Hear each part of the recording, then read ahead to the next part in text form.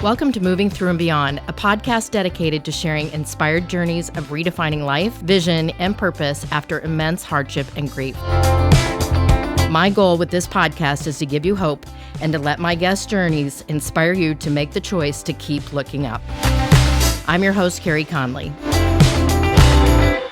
Hi, everyone. This is Carey Conley, your host of Moving Through and Beyond podcast, and I am very excited to bring on a very special gentleman that I met at an event a couple of summers ago. It was just kind of a divine appointment, if you will, because of my mission that I'm on around changing the trajectory of suicide. And they were there as a part of the event. They were the featured nonprofit that was getting awareness, right, Jordan? Yes, ma'am. Yeah. So this is Jordan Miller, everybody. He's the founder of Gen Y. Yes. And they are based in the beautiful city of Oklahoma City. Oh, don't you be lying to these people, man. Oh, man. Carey's a wonderful soul, but she despises Oklahoma Oh, don't State. use that word. We're cutting that out right there because I would not say that. I would just say not the people, but the weather of our state. Yes, understand. But it's okay. It's okay. We're working on her for sure. Yes. You're so funny. Well, I'm in the studio in Arizona, which is where I moved from. So I go back and forth quite a bit. But right. Despise would be a hard word, Jordan. I would not say that. But the blessing is that I got to meet you. My daughter, Laurel, and I have been able to have a function for you to raise awareness in the city about Gen Y. So I just wanted to bring you on to talk more about your story and what you're doing, why you created Gen Y and what it's all about. So tell me a little bit about what your story is, your upbringing, and how you got to this place. Man, upbringing. Okay, so I'm an only child. That's a big part of this whole thing. And then, I grew up in Mustang, Oklahoma. Oklahoma, Yukon area. And then, been living in our beautiful city for the past 10 years. And so, honestly, I feel like the upbringing in general, I've got a wonderful, mother and father that, and mainly my mom. Like, I get the goofiness and hard work and stuff from my dad, but my mom, she's also hardworking, but her biggest thing is pouring love into me. Even whenever we didn't have a whole lot growing up, I felt like we had everything because she provided all the love that we need. And so anyway, I think growing up, I was always involved with the creative arts. And so I was always, either speaking, doing drama stuff, doing, and this is some things that I usually talk about whenever we're on stage or talking to schools. But I always felt like I was always performing, you know what I'm saying? I was always putting on either a show or like trying to speak or motivate, whether it was, either at church or whether we were travel around doing drama tours or even sports. Like, you're always performing with sports and stuff like that too. So it was always that type of thing. But my biggest heart throughout high school and college time was I really cared about other people. And so I said I'm an only child because this is a big thing for me, is that like and some of my only child people and friends that are in my circle, they all attest to this. So if y'all have siblings, it's okay. You can join in, whatever. But we tend to have a spirit of like feeling like we need to save people because we want people around us so bad that we want to end up, if they're going through something, we end up taking the hurt on and putting it on us.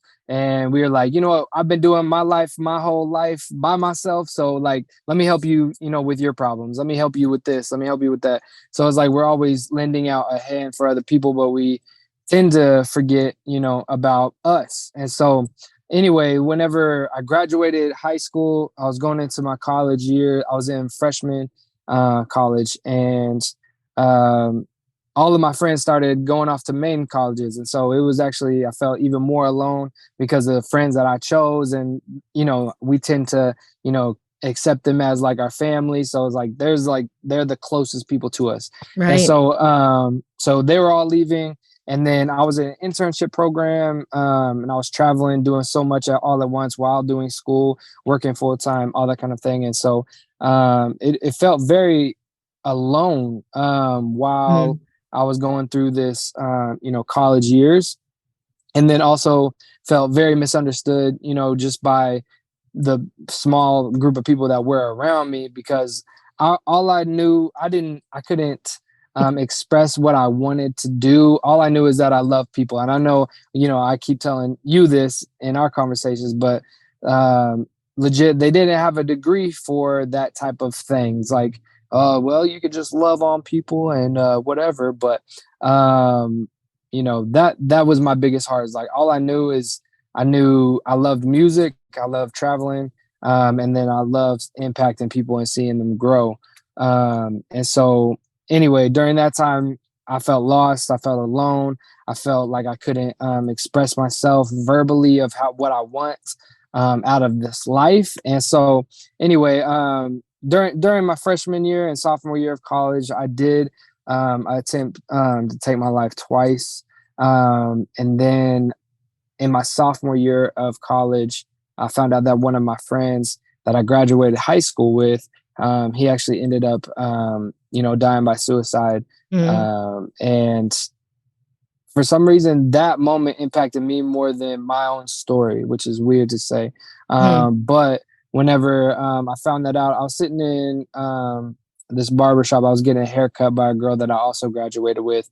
And she said, "Jordan, I don't know if you know this, but our friend, he actually took his life about 2 weeks ago." And as I'm sitting in the chair, obviously the news about this whole thing hit really hard for me. But even the realization of 3 months before that, he actually messaged me on Facebook. And I tell this story because this is the pivotal part of where Generation Y was kind of birthed. And so whenever I was, sitting there, getting this information and all that kind of thing, and then I'm remembering that he actually messaged me on Facebook, I'm remembering, dang, I could have, back to that, mentality of trying to save somebody's, like, I could have, said something. I could have acknowledged him. I could have taken 30 seconds out of my day. And that's something that I also say to students whenever we're in school. It's like, you can take 30 seconds out of your day to do anything. Right. But if you can actually sit down and take 30 seconds and acknowledge somebody, then you could potentially be that somebody for somebody.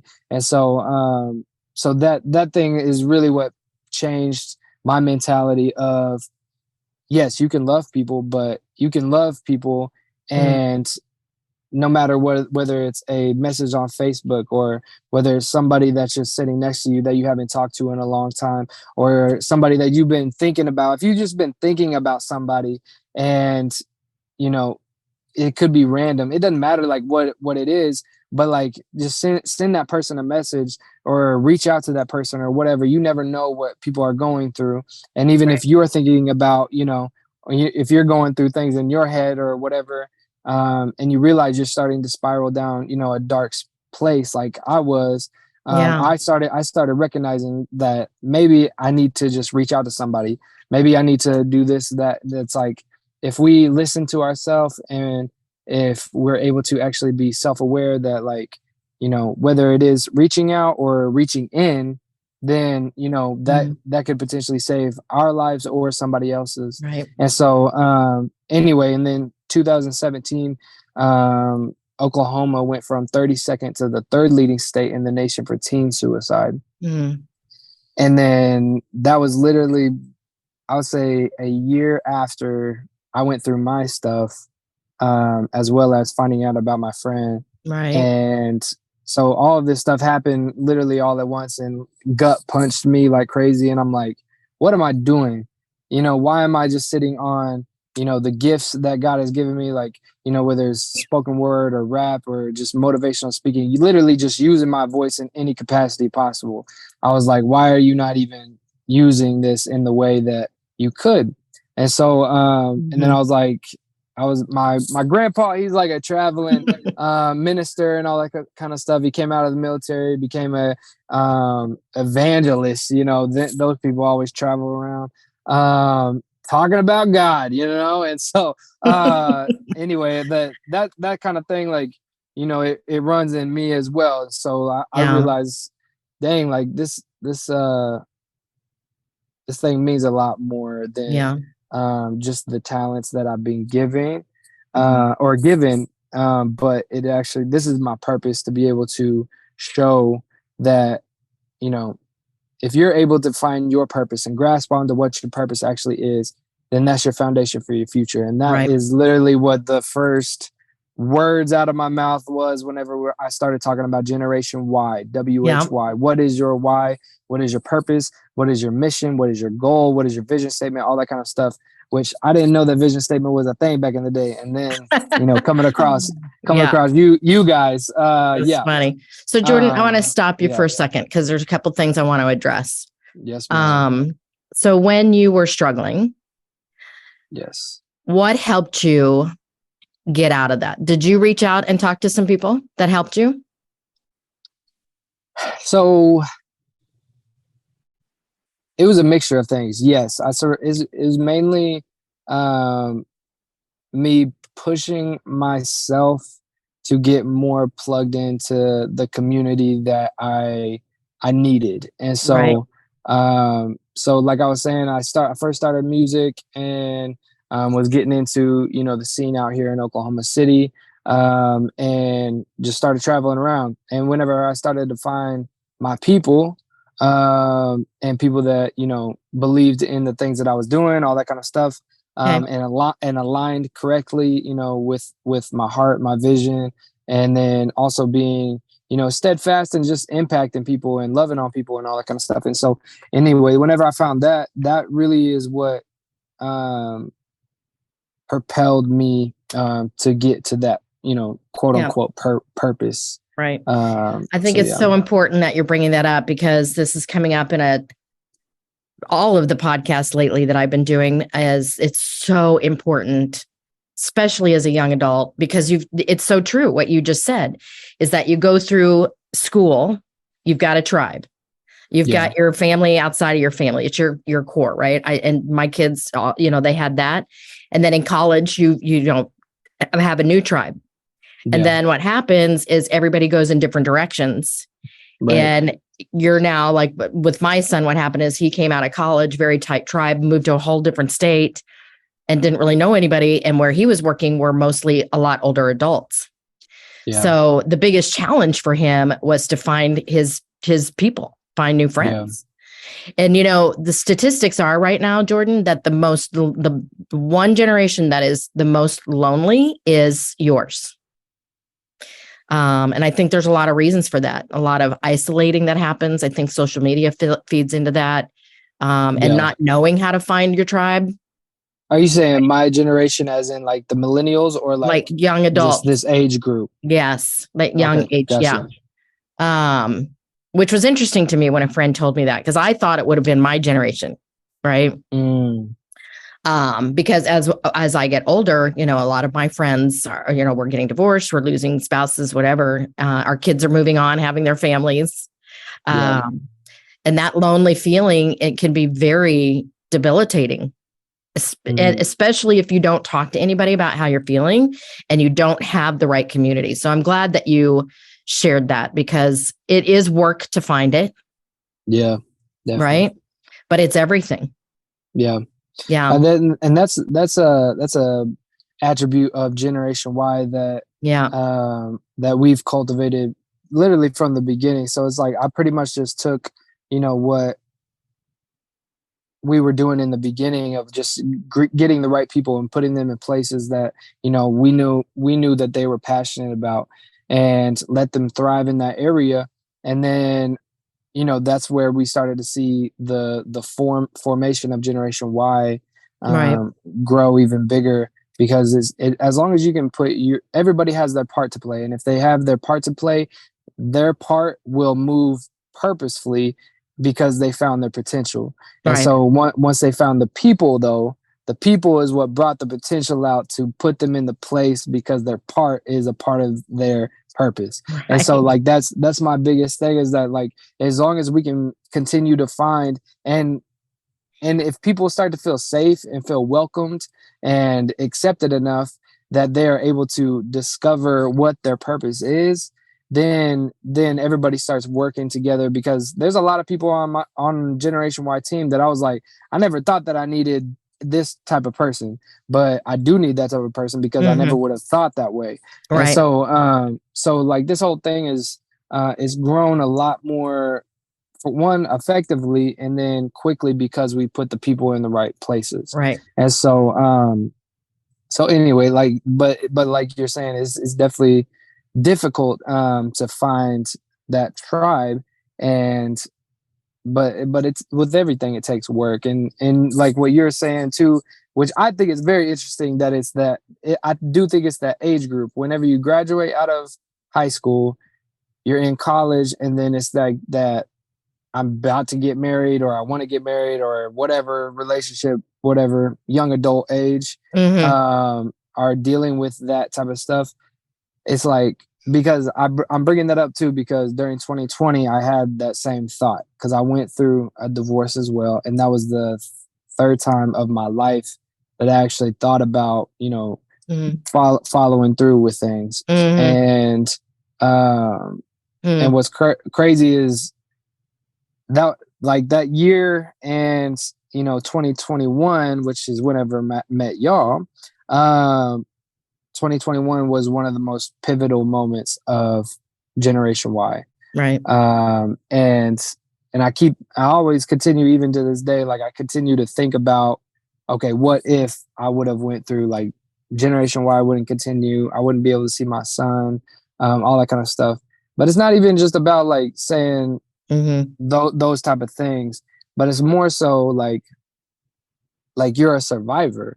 You know what I'm saying? Like, we all continually have negative thoughts that we have to battle each day. And my heart goes out to these kids, because, man, they are, I feel like they are surrounded by just constant distraction. Yeah. And whenever you are, it's like, what's that quote? They say the enemy doesn't, if the enemy can't destroy you, he'll distract you. Right. And that's true. That's the biggest thing, is like the enemy, even if it's like a game, or, a battle or something like that, or whatever, or spiritually, like, it doesn't matter. It doesn't matter about the immediate destroying you. It's the long game of distraction. Yeah. And then as long as you keep getting distracted, then you start to debilitate yourself. Yeah. And then it's like, you're crippling yourself just by being distracted. I'm so glad you're bringing that up, because that is a very big problem. Yeah. The distraction thing, the lack of focus, the not following through, not being able to stay consistent. It all is like a perfect storm of negativity and toxicity, right? Yes. There's a really good book, Jordan, I don't know if you've ever read, called Outwitting the Devil. I'm not. Same author that wrote Think and Grow Rich. It's a very, very good book. It's hair raising, actually. In this book, he describes him literally like interviewing the devil and asking the devil how he gets people off course, not following their true mission in life, their true purpose. Yeah, and a lot of it is distraction, using the brain to go in different directions. And that a lot of that is happening for sure. And the pressure that's put on these kids right now, right? Of, not just coming out of school with good grades, coming out with, doing 4 sports, being in AP classes, all the things. And it's just a lot. It definitely is. And that's actually, I'm glad you brought that up, the pressure thing. Because I asked that question too, whenever we're at schools, and I was like, how many of y'all feel pressure? And I'm talking about whether it's a world, homework, school, life, home, blah, blah, blah. And they're literally 97% of the kids raise their hands. I've got teachers raising their hands. It's like, there's so much going on. And I even think about just the school system in general too, is like, even these teachers have gone through 2020. Yes, like having your kids be online and be on Zoom for or however long is rough, sure. Yeah. But I'm thinking about these teachers trying to keep, elementary kids all the way up to high school kids focused, rolling out of bed. There's just so much pressure just whenever it comes to the education system in general. And I that's why I'm so glad that Generation Y comes in, breaks that like, stigma. It breaks the atmosphere. It changes, their normal, because like there's so many people that want to go into schools and then say, hey, after school, y'all should just come to us. But really, like Generation Y, that's why I love what we do, is because we want to bring an experience to you. We want to change your normal, because you spend 95% of your life here at the school, so might as well change this. Yeah. And I remember I hated school. I sucked at school. This does not surprise me. Because of how no, I didn't like it either, Jordan. I did not do well in it. I mean, I obviously got a college degree and came out okay, but I didn't love it. Yeah.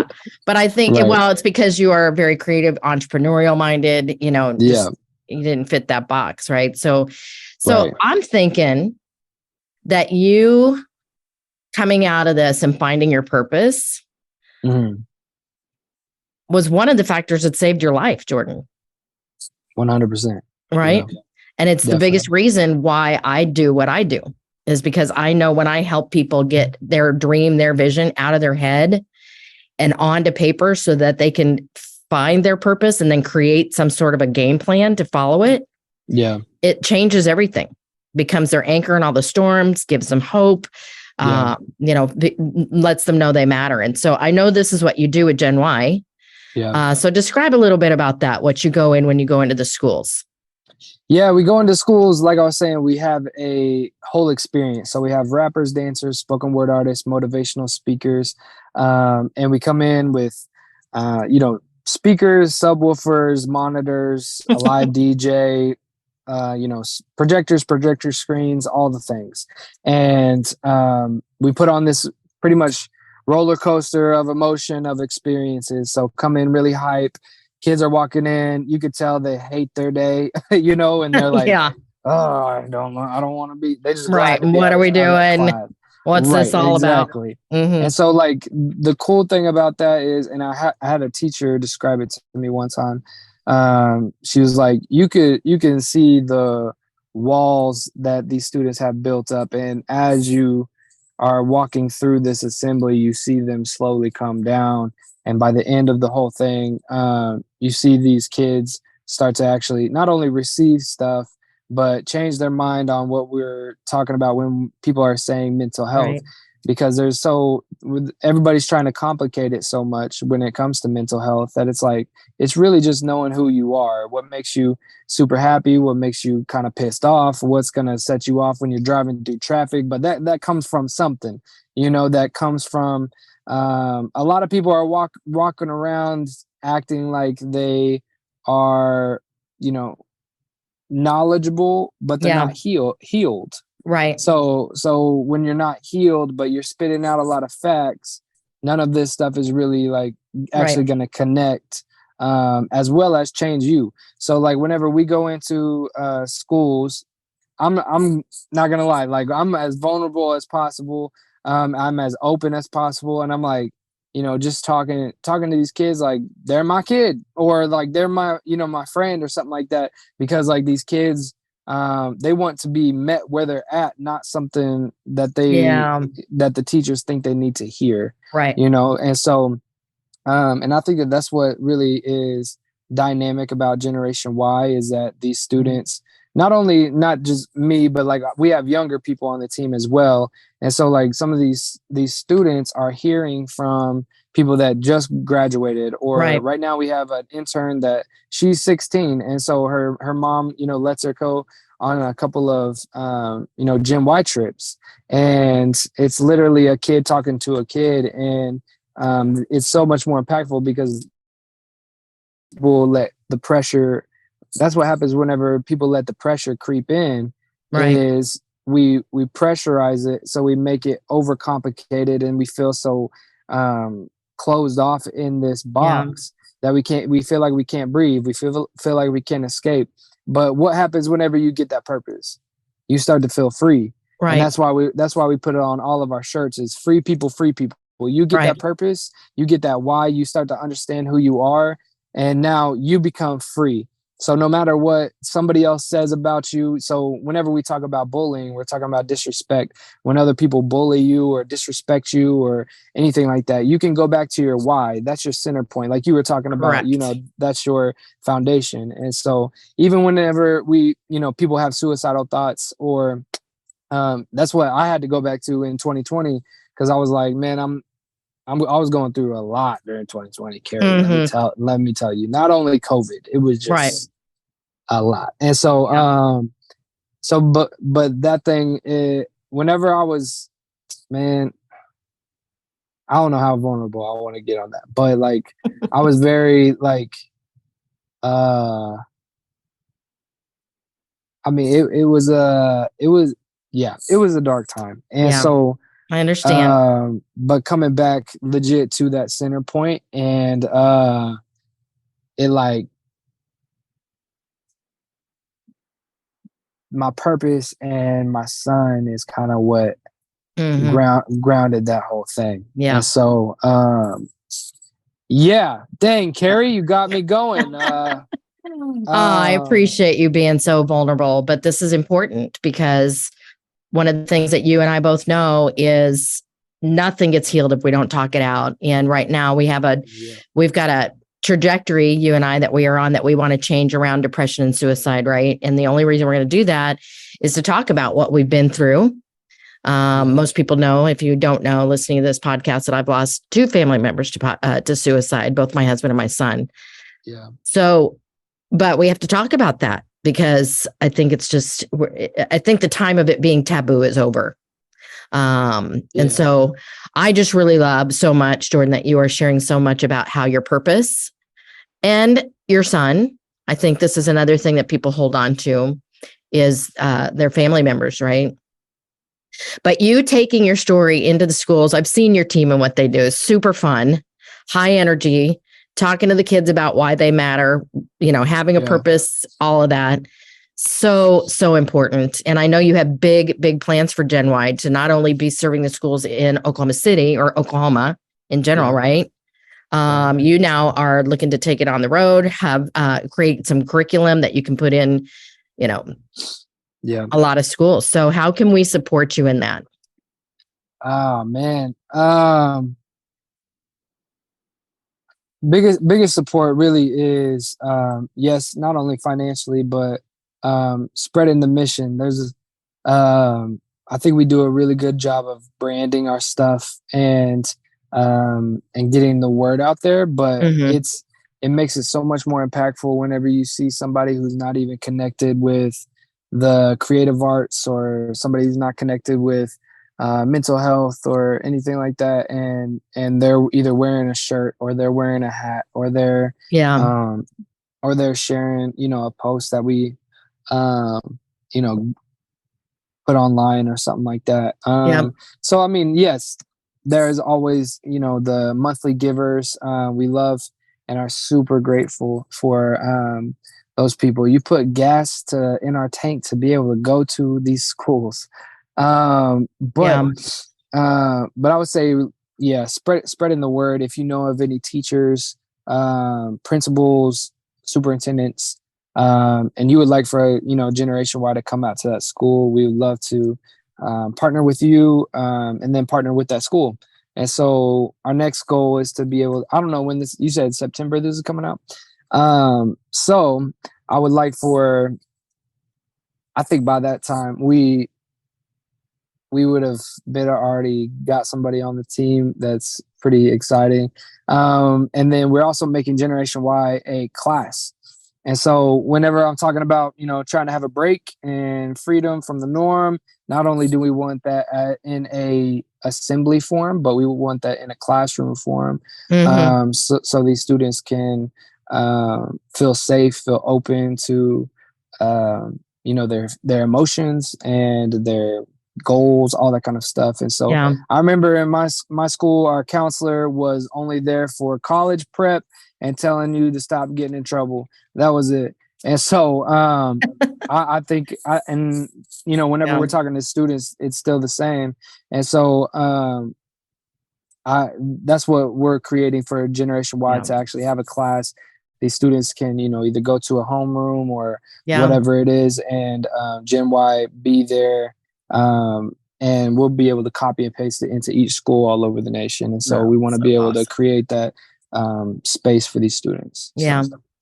Well, I'm so grateful for people like you that are doing this, Jordan, especially at a young age, because you have a lot of life to give. And I just really appreciate your heart. I appreciate what you're doing for the kids. Obviously, my daughter Laurel and I are always here for you. And we just really want to help you spread the word and get whatever help you all need. So I appreciate you taking the time to be here with me today. Man, Carey, I appreciate you, and I appreciate Laurel. I appreciate your whole family. Y'all are amazing people. Y'all inspired me for real at Dallas. And then it blew my mind that y'all lived in Oklahoma, and so I was like, we're family now. Yeah. No, for real. Thank you for what y'all are doing. Y'all have an amazing, impactful story, and everybody needs to hear y'all story. So thank you. I'm glad we aligned. Yeah, me too. So how can people find Gen Y? What's the website? Website is pursueyourwhy.org. And social media on anything and everything, the letters GNWY.co, just like the screen behind you. And so we have a donate button on the website. We have merchandise on the website. We have information for schools. We have information for on our team, all the things. And so if you would love to be a part of the movement, ending the stigma of mental health and providing purpose for students all over the nation, Gen Y is the go-to spot. So, I love your energy. Thank you, Jordan. I appreciate you. Carey. I appreciate you. Thanks, everybody, for listening to this episode of Moving Through and Beyond. I'm Carey Conley, your host, and I'm here to remind you to keep looking up. If you found this episode inspiring or helpful, please share it with a friend or a family member. In order to be successful on this mission, I can't do it alone.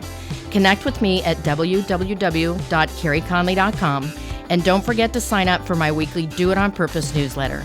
Let's build this life-giving vision movement together to end this epidemic, save lives, and create purpose.